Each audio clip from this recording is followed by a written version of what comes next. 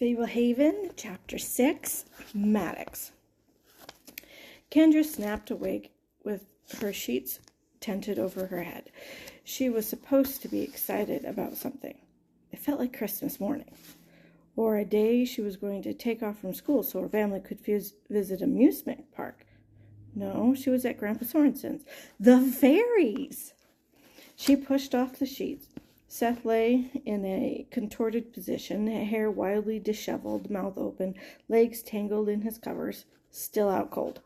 They had stayed up late discussing the events of the day, almost like friends rather than siblings. Kendra rolled out of bed and paddled to the window. The sun was peeking over the eastern horizon, streaming gliding highlights across the treetops. She grabbed some clothes and went down to the bathroom, took off her nightshirt, and got dressed for the day. Downstairs, the kitchen was empty. Kendra found Lena out on the porch, bouncing atop a stool. Lena was hanging wind chimes. She had already hung several along the length of the porch. The butterflies flitted around one of the chimes, playing a sweet, simple melody.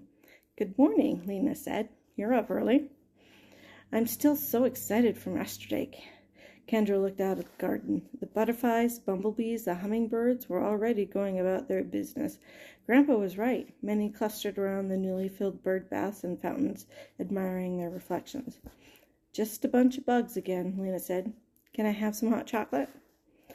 "Let me hang these last chimes." These last chimes, she said, moving the stool and climbing fearlessly on top. She was so old, if she fell, she would probably die. "Be careful," Kendra said.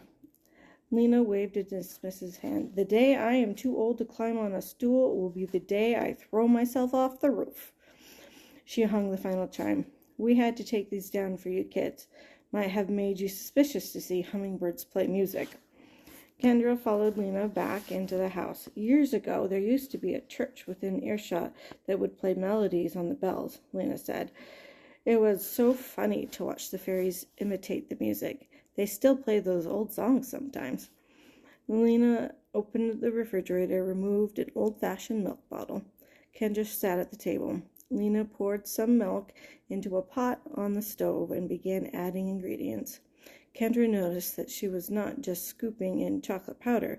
She was stirring in contents from multiple containers. "Grandpa said to ask you about the story of the guy who built the boathouse," Kendra said. Lena paused in her stirring. "Did he? I suppose I'm more familiar with that story than most." She resumed stirring. "What did he tell you?" "He said the guy had an obsession with naiads." "What's a naiad, anyhow?" "A water nymph." "What else did he say?" "Just that you know the story. The man was named Patton Burgess," said Lena.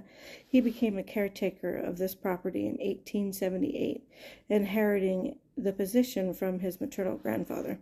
He was a young man at the time, quite good-looking, wore a mustache. There are pictures upstairs. The pond was his favorite place on the property." "Mine too." "He would go and gaze at the naiads for hours. They would try to tease him down to the water's edge, and as was their custom, in order to drown him, he would draw near, sometimes even pretending he meant to jump in, but always stayed tantalizing out of reach." Lena sampled the hot chocolate and stirred it some more. Unlike most of the visitors, who seemed to regard the naiads as interchangeable, he paid special attention to one particular nymph, asking for her by name. He began to pay little heed to the other naiads. On the day when his favorite would not show herself, he left early. Lena poured the milk from the pot into a pair of mugs. He became fixated on her. When he built the boathouse, the nymphs wondered what he was doing. He constructed a broad, sturdy rowboat, so he could go out in the water to be closer to the object of his fascination. Lena brought the mugs to the table and sat down. The naiads tried to upset his craft every time he set forth, but it was too cleverly constructed. They succeeded only in pushing it around the pond. Kendra took a sip. The hot chocolate was perfection. barely cooled enough to sip comfortably. Patton began trying to coax his favorite naiad to leaving the waters, to come walk with him on land. She responded by urging him to join her in the pond, for to leave the water would mean to enter mortality. The tug-of-war went on for more than 3 years. He would serenade her on his violin, read her poetry, make her promises about the joy of life together their life together would hold. He showed such sincerity and such perseverance that on occasion she would gaze into his kind eyes and falter. Lena sipped her hot chocolate. One day in March, Patton got careless. He leaned too close to the gunwale, and a naiad caught hold of his sleeve as he conversed with his favorite. A strong man, he resisted her, but the struggle pulled him to one side of the boat, upsetting his typical equilibrium. A pair of naiads heaved upward and the other side, and it capsized. "He died?" Kendra said, horrified. "He would have died, yes." The naiads had their prize. In their domain, he was no match for them. Giddy with long-awaited victory, they rushed him towards the bottom of the pond to add him to their collection of mortal victims. But it was more than his favorite could bear. She had grown fond of Patton, seduced by his diligent attention, and unlike the others, she did not consider his death an amusement. She fought off her sisters and returned him to shore. That was the day I left the pond. Kendra spewed hot chocolate across the table. "You're a naiad?" "I was, once." "You became mortal?" Lena absently blotted up the chocolate Kendra had sprayed, using a small towel. "If I could go back, I would make the same decision every time." We had a joyful life. Patton managed Fablehaven for 51 years before passing it off to a nephew. He lived 12 years after that, died at 91. His mind was sharp to the end. Helps having a young wife. "How are you still alive?" "I became subject to the laws of mortality, but they have taken effect gradually. As I sat by his deathbed, I looked perhaps 20 years older than I had on the day when I carried him from the water. I felt guilty about looking so young as his frail body was shutting down. I wanted to be old like him. Of course, now that my age is finally catching up with me, I don't care for it much." Kendra sipped more of her hot chocolate. She was so enthralled that she barely tasted it. "What did you do after he passed away?" "I took advantage of my mortality. I had paid a steep price for it, so I traveled the world to see what it had to offer. Europe, Middle East, India, Japan, South America, Africa, Australia, the Pacific Islands. I had many adventures. I set some swimming records in Britain, and could have set more, except I was holding back. No sense raising a lot of questions. I worked as a painter, a chef, a geisha, a trapeze artist, a nurse. Many men pursued me, but I never loved again. Eventually there was the sameness in the traveling, so I returned home, to a place my heart never left." "Do you ever go back to the pond?" "Only in memory. It would be unwise. They despise me there, all the more intensely because of their secret envy. How they would laugh at my appearance. They have not aged a day, but I have experienced many things that they will never know, some painful, some wonderful." Kendra finished the last of her hot chocolate and wiped her lips. "What was it like being a naiad?" Lena gazed out the window. "Hard to say. I asked myself the same question. It wasn't just my body that became mortal, my mind transformed as well. I think I prefer this life, but it might be because I have changed fundamentally. Mortality is a totally different state of being. You become more aware of time. I was absolutely content as a naiad. I lived in an unchanging state of what must have been many millennia, never thinking of the future or the past, always looking for amusement, always finding it, almost no self-awareness. It feels like a blur now. No, a blink. A single moment that lasted thousands of years." "You would have lived forever," Kendra exclaimed. We weren't quite immortal. We did not age, I suppose. Some of our kind could endure forever if lakes and rivers last forever. Difficult to say. We did not really live, not like mortals. We dreamed. Wow. At least that was the way of things until Patton, Lena said, more to herself now. I began looking forward to his visits. On the back of them back on them in memory, I suppose that was the beginning of the end. Kendra shook her head. And I thought you were just a half-Chinese housekeeper. She smiled. Patton always liked my eyes. She batted them. He said he was of the Asian persuasion. What's Dale's story? Is he a pirate king or something? Dale is a regular man, a second cousin to your grandfather, a man he trusts. Kendra looked into her empty mug. A ring of chocolate sediment circled the bottom. I have a question, she said, and I want you to answer it honestly. If I can. Is my Grandma Sorensen dead? What makes you ask that? I think Grandpa makes up phony excuses for her not being around. This is a dangerous place. He has lied about other things. I get the feeling he's trying to protect us from the truth. I often wonder if lies are ever a protection. She's dead, isn't she? No, she's alive. Is she the witch? She's not the witch. Is she really visiting Aunt whoever in Missouri? That is for your grandfather to tell.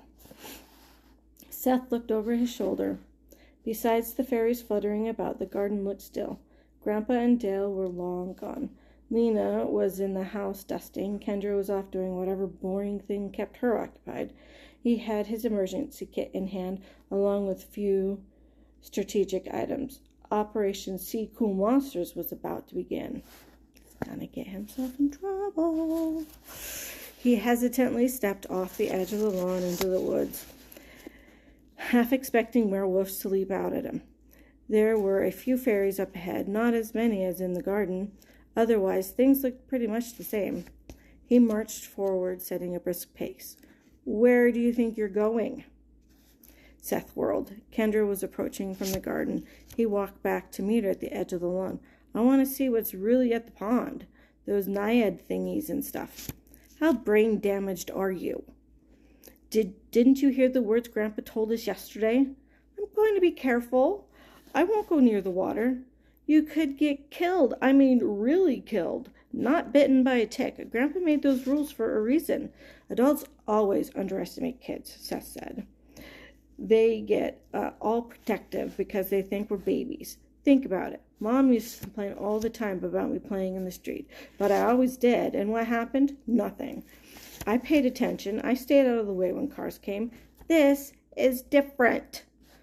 Grandpa goes all over the place. Kendra clutched her hands into fists. Grandpa knows the places to avoid. You don't even know what you're dealing with. Besides, when Grandpa finds out, you'll be stuck in the attic the rest of this day. How's he going to find out? He knew we went in the woods last time. He knew we drank the milk. Because you were there, your bad luck rubbed off on me. How did you know where I was going? Your secret agent skills need some work, Kendra said. A good start might not be wearing your camouflage t-shirt every time you go exploring. I need to hide from the dragons. Right. You're practically invisible. Just a floating head. I have my emergency kit. If anything attacks, I can scare it away with my gear. With rubber bands. I have a whistle. I have a mirror. I have a cigarette lighter. I have firecrackers. They'll think I'm a wizard. Do you really believe that? I have this. He pulled out a little skull in the crystal globe on Grandpa's desk. That should make them think twice. This skull the size of a peanut? They probably aren't even any monsters, Seth said. What makes you think Grandpa's telling the truth this time? I don't know. Maybe the fairies? Well, good job. You blew it. Congratulate yourself. I can't go now. I'm going to blow it every time. Not to be a jerk, but because you could really get hurt. Seth kicked the stone, sending it skidding into the woods. What am I supposed to do now? How about exploring that enormous garden full of fairies? I already did that. I can't catch them. Not to catch them. To look at magical creatures that nobody else even knows exists. Come on. He reluctantly joined her. Oh, look, another fairy, he mumbled. Now I've seen a million. Don't forget to put that skull back. When they responded to the call for dinner, a stranger sat at the table along with Grandpa and Dale. The stranger stood when they entered. He was taller than Grandpa and much broader, with curly brown hair. The layers of furry skins he wore made him look like a mountain man. He was missing the bottom of one earlobe. Kids, this is Maddox Fisk, Grandpa said. Maddox, meet my grandchildren, Kendra and Seth. Kendra shook the man's calloused, thick-fingered hands. Do you work here too? Seth asked. Maddox is a fairy broker, Grandpa said. Among other things, Maddox added, call fairies my specialty. You sell fairies? Kendra asked, taking a seat. Trap them, buy them, trade them, sell them, all of the above. How do you trap them? Seth asked. A man has to keep his trade secrets private, Maddox said, taking a bite of pork roast. Let me tell you, apprehending a fairy is no easy task. Slippery creatures. The trick usually involves appealing to their vanity. Even then, it takes quite a bit of know-how. Could you use an apprentice? Seth inquired. Hold that thought about 6 years, Maddox winked at Kendra. Who buys fairies? Kendra asked. Folks who run preserves like your granddad, a few private collectors, other brokers. Are there lots of preserves? Seth asked. Dozens, Maddox replied. They're on all 7 continents. Even Antarctica? Kendra asked. 2 in Antarctica, although 1 is underground. Harsh environment. Pretty perfect for certain species, though. Kendra swallowed a bite of pork. What keeps people from discovering the sanctuaries? There has been a worldwide network of dedicated people keeping the preserves secret for thousands of years, Grandpa said. They are backed by ancient fortune, held in trust, bribes get paid, locations are changed when necessary. Helps that most folks are unable to see the little critters, Maddox said. With the right license, you could get butterflies through custom. When you can't, there are other ways across borders. The preserves are a final refuge for many ancient and wonderful species, Grandpa said. The goal is to prevent these wondrous beings from passing out of existence. Amen, Maddox said. You have a good haul this season? Dale asked. Far as trappings go, pickings are getting slimmer every year. I made a few exciting finds in the wild. One you won't believe. I picked up several rare specimens for preserves in South Asia and Indonesia.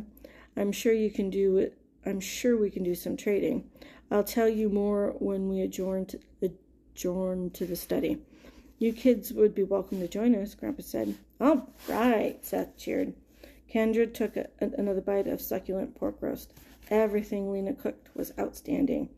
Always perfectly seasoned, typically served with delicious gravies or sauces. Kendra never had any complaints about her mom's cooking, but Lena was in a class all of her own. Grandpa and Maddox discussed people Kendra did not know, other individuals involved in the secretive world of fairy aficionados. She wondered if Maddox would ask about Grandma, then it never came up. Maddox repeatedly mentioned the Evening Star. Grandpa seemed to focus on the news with particular interest. Rumors that the Evening Star was forming again. A woman who claimed the Evening Star tried to recruit her. Whispers of an attack by the Evening Star. Kendra could not resist interjecting. What's the Evening Star? Sounds like you're using it as a code word. Maddox glanced uncertainly at Grandpa. Grandpa gave him a nod. The Society of the Evening Star is an arcane organization that we all hope had gone extinct decades ago, Maddox explained. Over the centuries, their relevance has waxed and waned. So seems like just when you think you've seen the last of them, you start hearing rumors again. They are dedicated to overthrowing preserves in order to use them for their own misguided purposes, Grandpa said. Members of the society consort with demons and practitioners of the black arts. Are they going to attack us? Seth asked. Not likely, Grandpa said. The preserves are protected by powerful magic, but I lend an ear to the news all the same. Rarely hurts to be cautious. Why the Evening Star? Kendra asked. It's such a pretty name. The Evening Star ushers in the night, Maddox said. They considered the statement in silence. Maddox wiped his lips with a napkin. Sorry, not a very cheerful topic around the dinner table. After supper, Lena cleared the table as they all went to the study. On the way there, Maddox collected several cases and crates from the entry hall. Dale, Seth, and Kendra helped. The cases had perforations, evidently to allow the creatures inside to breathe. Perforations, evidently to allow the creature inside to breathe. But Kendra was unable to see into them. They were all locked. No, all were locked. Grandpa settled in behind his desk. Dale and Maddox claimed the oversized armchair. Lena leaned against the windowsill, and Kendra and Seth found seats on the floor. First off, Maddox said, bending over and unlocking the large black crate, we have some fairies from the preserve in Timor. He opened the hatch, and 8 fairies soared out. 2 tiny ones, not even an inch tall, darted to the windows. They were amber in color, with wings like flies. One banged the window pane with a minuscule fist. The large fairy, more than 4 inches tall, hovered in front of Kendra.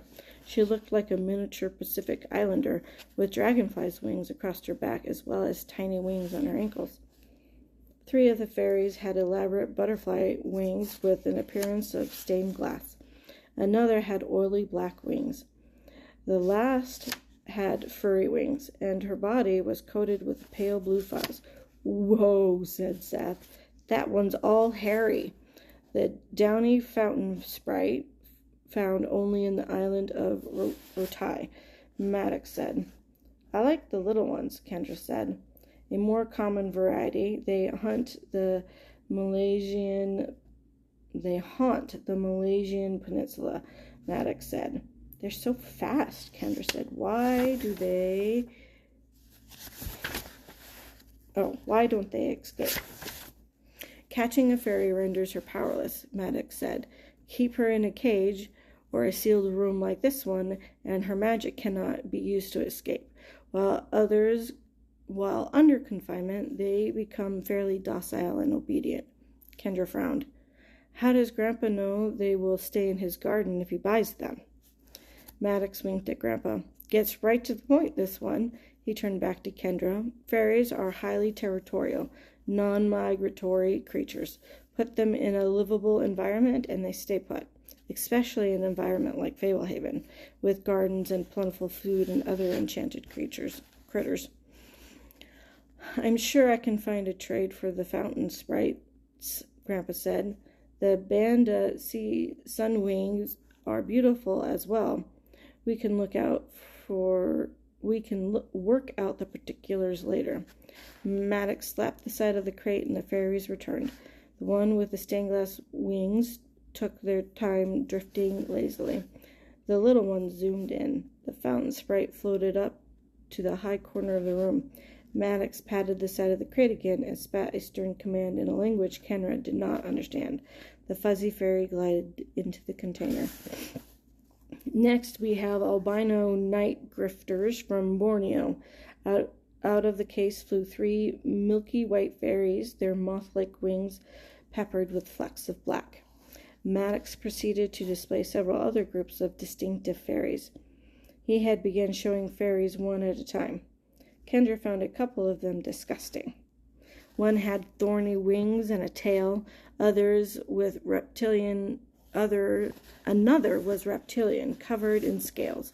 Maddox displayed its chameleonic abilities to match the different backgrounds.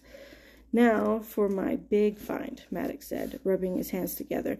I captured this little lady in an oasis deep in the Gobi Desert. I've only seen one other of her kind. Could we dim the lights?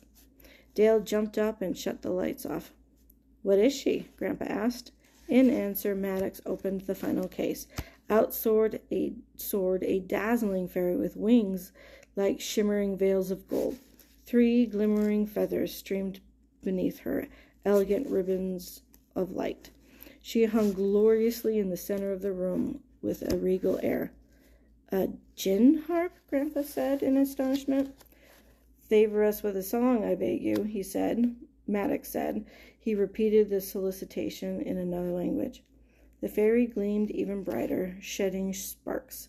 The music that followed was mesmerizing. The voice made Kendra imagine a multitude of vibrating crystals. The wordless song had the power of an operatic aria mingled with the sweetness of a lullaby. It was longing, beckoning, hopeful, and heartbreaking. They all sat transfixed until the end of the song. When it was over, Kendra wanted to applaud, but the movement felt too sacred. Truly, you are magnificent, Maddox said, repeating the compliment again in the foreign tongue. Chinese? He tapped the side of her case, and with a radiant flourish, the fairy was gone. The room felt dim and bleak in her absence. Kendra tried to blink away the splotchy afterimages.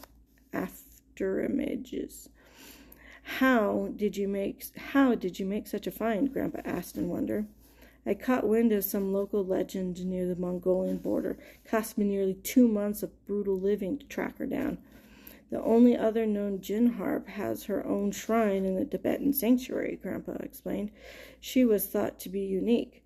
Fairy connoisseurs travel from all corners of the globe to behold her. I can see why, Kendra said. It's a singular treat, Maddox. Thank you for bringing her into our home. I'm touring her around the circuit before I take offers. I don't mean to pretend I can afford her, but send me word when she becomes available. Standing up, Grandpa looked at the clock and clasped his hands. Looks like it's about time for everyone under the age of 30 to head off to bed. But it's still early, Seth said. No grousing. I have negotiations to conduct with Maddox tonight. We can't have young people underfoot. You'll need to stay in your room, no matter what commotion you hear downstairs. Our negotiations can be a bit spirited. Understand? Yes, Kendra said. I want to negotiate, Seth said. Grandpa shook his head. It's dull business. You kids have good sleep. No matter what you might think you hear, Maddox said to Kendra and Seth. Maddox said as Kendra and Seth departed the study. We aren't having fun.